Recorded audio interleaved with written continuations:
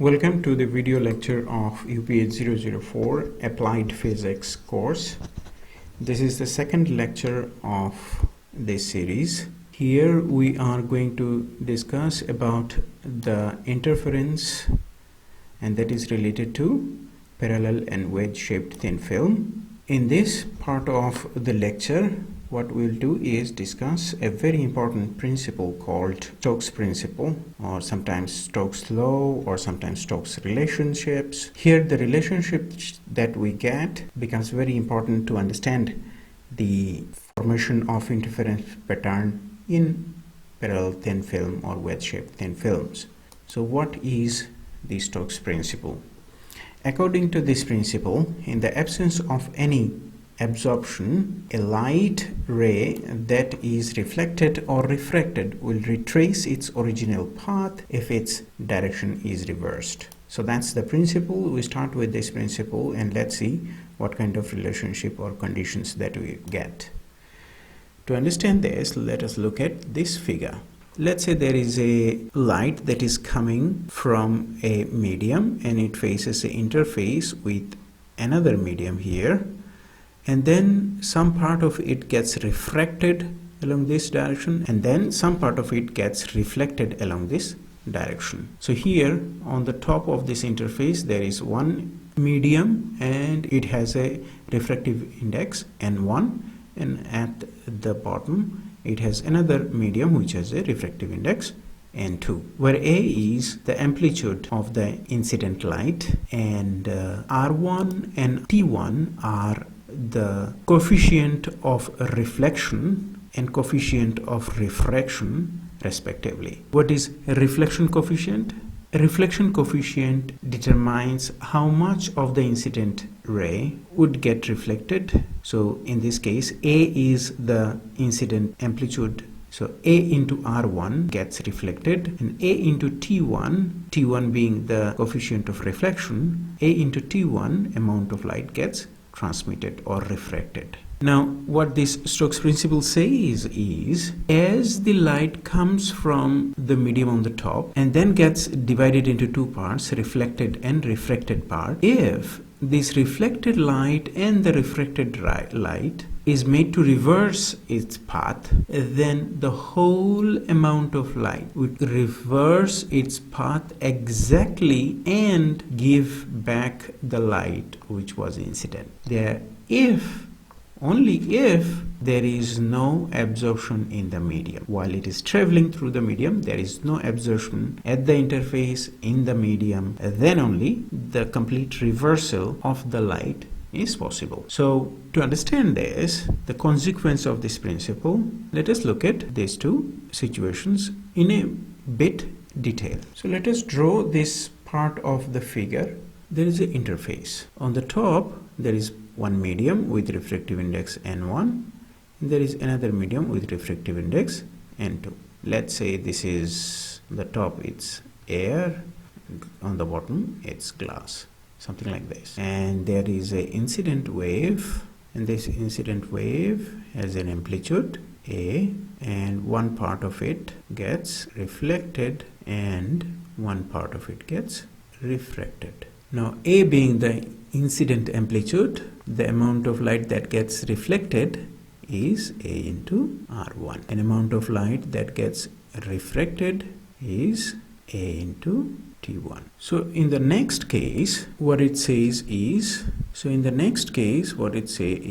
that if the part that got reflected, so this part which had an amplitude A into R1, if this part gets reversed, then again some part of it would be reflected and some part of it would be refracted. Now how much would that be refracted? This is A into R1, the amount that was incident, then the refracted amount would be A into R1 into T1. Then amount that is getting reflected would be A R1 into R1. Similarly, let's look at another scenario. Let's look at another scenario where the refracted part gets its path reversed.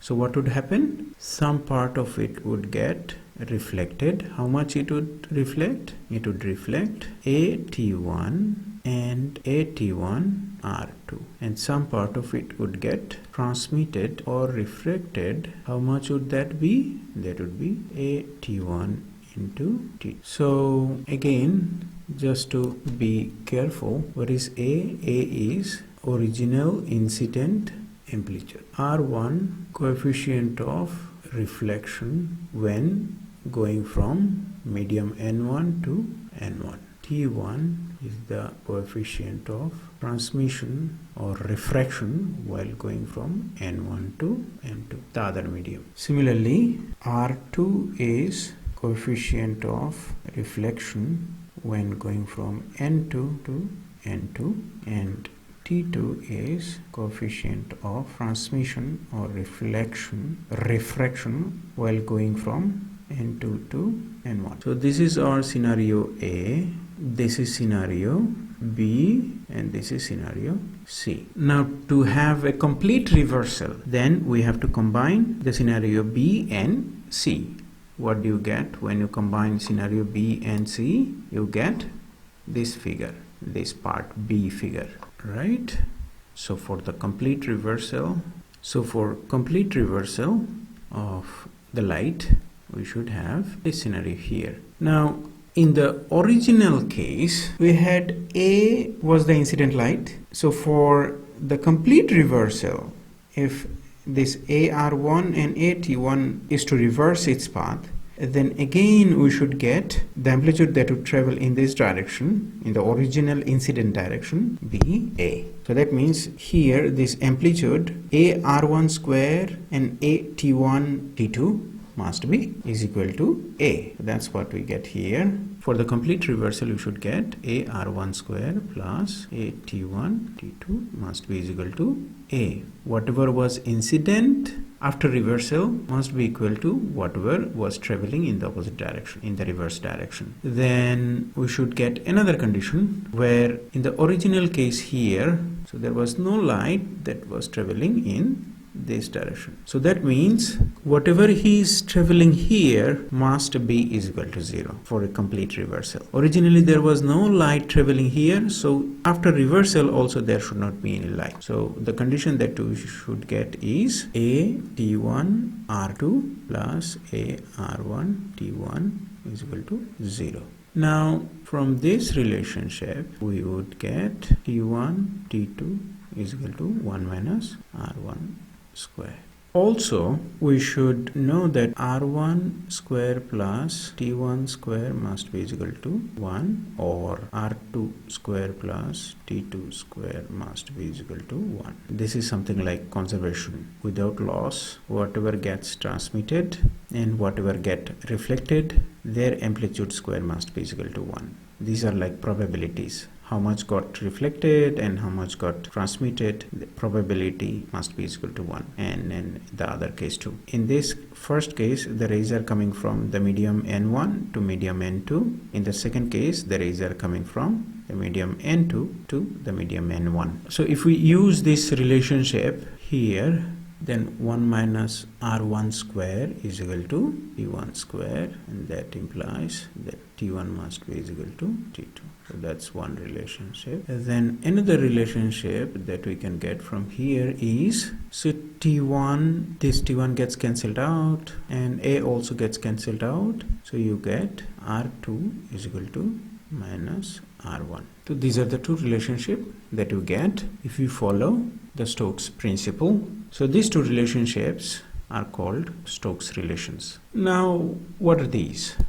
The important one is the second relationship that you get. R1 is equal to minus R2, or the other way around. You say R2 is equal to minus R1. Both are same. So what is the meaning of this statement? The meaning is that whatever phase that is associated with the reflected beam R1 in the medium N1, light coming from the medium N1 and it is getting reflected back into the medium N1 itself. So in that case, the phase that is associated with the reflected ray by R2, that is in the medium N2. That means the light that is coming from the medium N2 falling into the interface and getting reflected back into the medium N2 again. So this phase that is associated with the reflected ray R2 would be 180 degree or pi out of phase. What would this mean? This means this. So let's look at this statement and try to understand what just happened. Let's look at this statement and just try to understand what this statement is saying. So there is a light that is getting reflected from an interface that was between medium N1 and medium N2. So the phase between, and there is another situation where the light, and there is another situation where light is coming from the medium N1, where the light is coming from the medium, where the light is coming from the medium N2 to N1, where the light is coming from the medium N2 and then also getting back, reflected back into the medium N2. So this R1 is equal to minus R2. What this says is that the phase that this incident ray 1 and reflected ray 2, what it says is that this incident ray 1 would have a phase pi, would have a phase difference. What it says is that this ray 1 would have a phase difference. What this says is that this ray 2 would have a phase difference of pi with the ray 1. Whereas, so this is this R1 case and this is the R2 case. So in this case, phase difference is pi. In this case, this is my ray 1, this is ray 2. The phase difference between them would be 0. So for example, let's say this is air, this is glass. What this Stokes relation is saying that if a light coming from the air gets reflected from the glass surface, then there will be a phase difference between the two rays, and that phase difference would be is equal to pi. Whereas if light comes from the glass and falls onto this interface with the air and gets reflected, in that case there would not be any phase difference between the incident and the reflected ray. So light coming from a rarer medium gets reflected from a denser medium. Phase difference of pi gets introduced between the incident and the reflected ray, and the light coming from a denser medium gets reflected back from a rarer medium. There is no phase difference between the incident and the reflected ray. So this is the meaning of this statement, that if in one case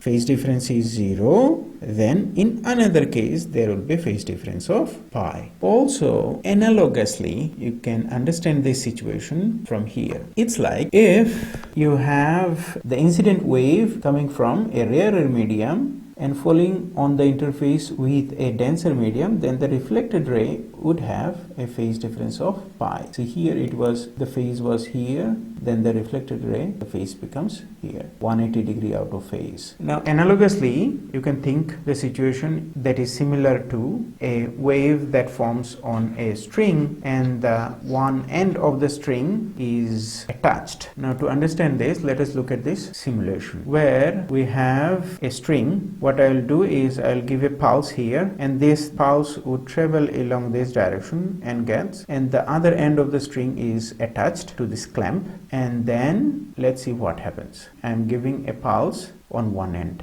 Let's see how it gets reflected from the other end. So the pulse goes and then it comes back. So look at how the pulse gets reflected from the clamped end. As the wave comes in and faces this clamped part, then it immediately gets a phase shift of pi at this clamped end, and this is similar to what happens when a light coming from a rarer medium, light is a wave, so a light coming from a rarer medium gets reflected from a denser medium surface. It undergoes a phase shift of pi between the incident and the reflected ray. Now, in the second case, let's make it a loose end. See what happens if we remove the clamp and make this end free to move. So let's give it another go. So the wave comes in and the wave maintains its phase. There is no phase difference on this end. Of course, the other end is fixed, so that's why there is a reversal of phase on the other hand, where here there is no phase. The reflected ray follows the same phase and it gets reflected from the loose end, but on the fixed end the phase becomes opposite, 180 degree. So that's what is analogously similar in case of the light when it gets reflected from an interface. So let us come back to our previous situation. So these are the two cases which are described here in these two slides. Let us now talk about the take-home message for this short lecture. The first take-home message is the Stokes principle. So according to this principle, in the absence of any absorption, a light ray that is reflected or refracted will retrace its original path if its direction is reversed. The next take-home message is that the most interesting result here is that R1 is equal to minus of R2, where R1 is the reflection coefficient in one medium and R2 is the reflection coefficient in the another medium. And this minus sign signifies that there is a phase difference of 180 degree with respect to one medium to the other. So that means whatever phase is associated with the reflection on one side of the interface, it is 180 degrees different on the other side of the interface. For example, if R1 has a phase of